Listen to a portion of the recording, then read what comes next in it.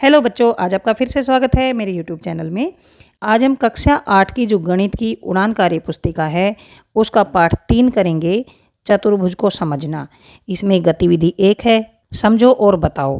तो ये चित्र दे रखे हैं ये, और चित्र का नाम लिखना है। तो ये क्या है? रेखाखंड। तो ये रेखाखंड लिख दिया क्योंकि इसके 2 अंत बिंदु हैं, और ये किरण है क्योंकि इसमें ये प्रारंभिक बिंदु है और अंत बिंदु नहीं है, ये किरण है। और ये है रेखा, इसे कोई भी प्रारंभिक बिंदु और अंत बिंदु नहीं है, ये है रेखा। क्या तीनों चित्रों में कोई समानता है? हाँ, तीनों सरल रेखा में है। ये सरल रेखा में तीनों चित्र किस प्रकार से भिन्न हैं? तो जो रेखाखंड है उसकी लंबाई निश्चित होती है, इसकी लंबाई निश्चित है, और किरण का प्रारंभिक बिंदु होता है लेकिन अंतिम बिंदु नहीं होता। इसका ये प्रारंभिक बिंदु है लेकिन अंतिम बिंदु नहीं होता है। और रेखा का कोई भी प्रारंभिक बिंदु और अंतिम बिंदु नहीं होता, इसका कोई भी प्रारंभिक बिंदु और अंतिम बिंदु नहीं होता है। अपने आसपास से उपरोक्त तीनों चित्रों दर्शाई गई आकृति के दो उदाहरण दो। तो रेखाखंड का उदाहरण क्या है? जैसे माचिस की तिल्ली, लकड़ी का टुकड़ा। और किरण का क्या उदाहरण है? जैसे सूरज की किरणें और बल्ब की रोशनी होती है उसकी किरणें। और रेखा का उदाहरण है ट्रेन की पटरी और सड़क का किनारा। अब गतिविधि 2 है, समझो और बताओ।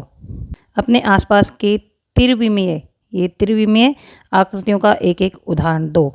मतलब जो होती हैं 3 डायमेंशनल जो बोलते हैं, जिसकी लंबाई भी होती है, मोटाई होती है, ऊंचाई भी होती है। तो जैसे ईंट होती है, ये ईंट त्रिविमीय आकृति है, डिब्बे की तरह ऐसे। और फुटबॉल त्रिविमीय आकृति है, और शंकु, डिब्बा, बोतल और चाक का डिब्बा। प्रश्न 2 है, निम्नलिखित का मिलान कीजिए। आपके लिए पहला मिलान किया हुआ है, ये आकार दे रखा है। तो ये आकार द्विविमीय है, मतलब ये है जैसे लंबाई और ये है चौड़ाई, तो ये हो गया वर्ग है, इससे ये मिलान कर रखा है। अब हमें इनका मिलान करना है। जैसे ये क्या है? शंकु है, तो ये त्रिविमीय है, यहाँ से हमने इसको यहाँ से मिलान कर दिया है, और ये जाकर फिर यहाँ पर मिल जाता है इस तरह से। ये हमने मिलान कर दिए हैं। देखिए इसका मिलान करते हैं हम। ये जो सिलेंडर है ये है त्रिविमीय, और यहाँ से फिर ये बेलनाकार है। इसके बाद ये ट्राइंगल है, त्रिभुज है, ये द्विविमीय है, और ये है त्रिभुज, यहाँ पर मिल गया है। इसके बाद ये डिब्बा है, ये त्रिविमीय है, और यहाँ पर घन आ गया। और ये सर्कल है, वृत्त, ये द्विविमीय है, और ऐसे ही यहाँ पर मिला दिया है। ये ईंट है, यह डिब्बा है, ये त्रिविमीय है, और ये घनाभ आकृति है। और ये गोला है, तो ये त्रिविमीय है, और यहाँ से जाकर फिर ये यहाँ पर मिल जाता है। तो इस तरह से आप यहाँ से देख के लिख दीजिए, यहाँ से देखकर मिलान कर सकते हैं। जैसे यहाँ पर तो ये वाला कलर है, ये ब्लैक है, ये तो यहाँ से देखिए ये काला, और यहाँ पर हमने मिलाया। इसी तरह से अलग अलग रंगों से मिला रखे। ये शंकु नीले से यहाँ से चलता है, और यहाँ से, और फिर देखिए नीले से यहाँ पर मिलता है। तो ऐसे मैंने मिला दिया है, आप यहाँ से देखकर अपनी कार्य पुस्तिका में मिलान कर लेना। अपने आसपास से निम्नलिखित के उदाहरण लिखो। 2 रेखाओं के नाम लिखो। तो ये हमने 2 रेखाएं बना दी है, इनके 2 हमने नाम लिख दिए हैं। 2 समांतर रेखाओं के उदाहरण लिखिए। कॉपी पर खींची रेखाएं। कॉपी पर जो रेखाएं खींची होती हैं वो इस तरह से होती है, जैसे ये रही, ये ऐसे खींची हुई है, तो ये समांतर है क्योंकि इनके बीच का अंतर समान है। और कार्य पुस्तिका की रेखाएं, अभी जो हमने कार्य पुस्तिका देखी, ये रेखाएं बनी हुई है, ये भी समांतर रेखाएं हैं। सड़क के किनारे और रेल की पटरी भी समांतर के उदाहरण हैं। अब है चित्र में न्यून कोण, समकोण, अधिक कोण के उदाहरण दो। मतलब न्यून कोण, समकोण और अधिक कोण के उदाहरण दो। तो देखिए ये है, यहाँ पर सीधी है ये, तो ये होता है अधिक कोण। इसको रिजु कोण भी बोलते हैं और सरल कोण भी बोलते हैं, क्योंकि ये 180 डिग्री का कोण यहाँ पर बनता है, जिसे रिजु कोण या सरल कोण भी बोला जाता है। और वैसे अगर अधिक कोण, न्यून कोण और समकोण में लिखना है तो हमें अधिक कोण में इसको लिखेंगे।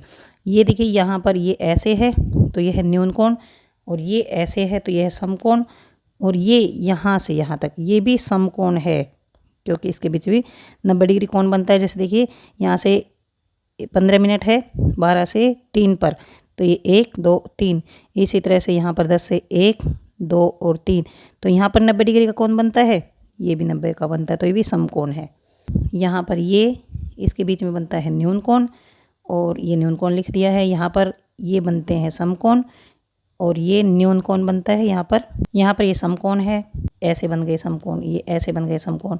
इसमें ये ऐसे है, तो ये समकोण है। इसमें ये देखिए ये अधिक कोण है, ये बीच में ऐसे ये है न्यून कोण, और इसमें ये जो है ये इसके बीच में ये न्यून कोण है, ये न्यून कोण है। और ये पवन चक्की है, तो पवन चक्की इस तरह से बनी हुई है, इसमें ये अधिक कोण है, और ऐसे है तो ये न्यून कोण है, क्योंकि ये इसकी जो डंडी है एक, ये इसके साथ न्यून कोण बनाती है। इधर न्यून कोण है, ये जैसे ऐसे ऐसे ऐसे हैं, ये आगे जाकर ऐसे मिलते हैं, तो ये न्यून कोण है। इस तरह से यहाँ पर ये एक पिज़्ज़ा का टुकड़ा दे रखा है, यहाँ पर न्यून कोण है, और ये है अधिक कोण, और यहाँ पर ये है समकोण, ये भी समकोण है, ये भी समकोण है, और ये भी समकोण है। यहाँ पर मैंने लिख दिए हैं, यहाँ से देखकर आप अपनी कार्यपुस्तिका में भर लेना।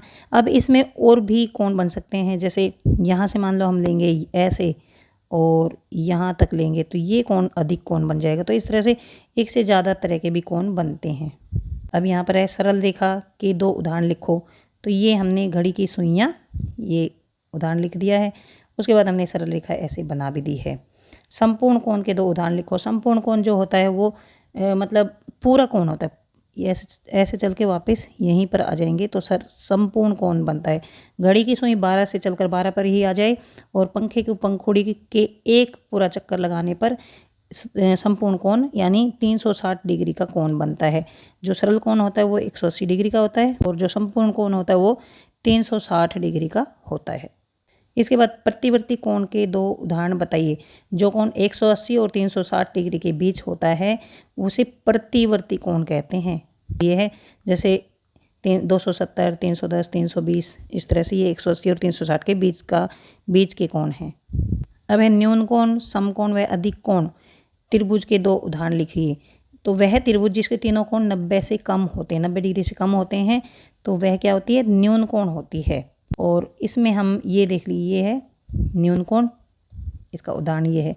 समकोण त्रिभुज क्या होती है, जैसे दीवार के पास लगी सीढ़ी जिसमें एक कोण 90 डिग्री का होता है, जैसे ये है, ये समकोण त्रिभुज है।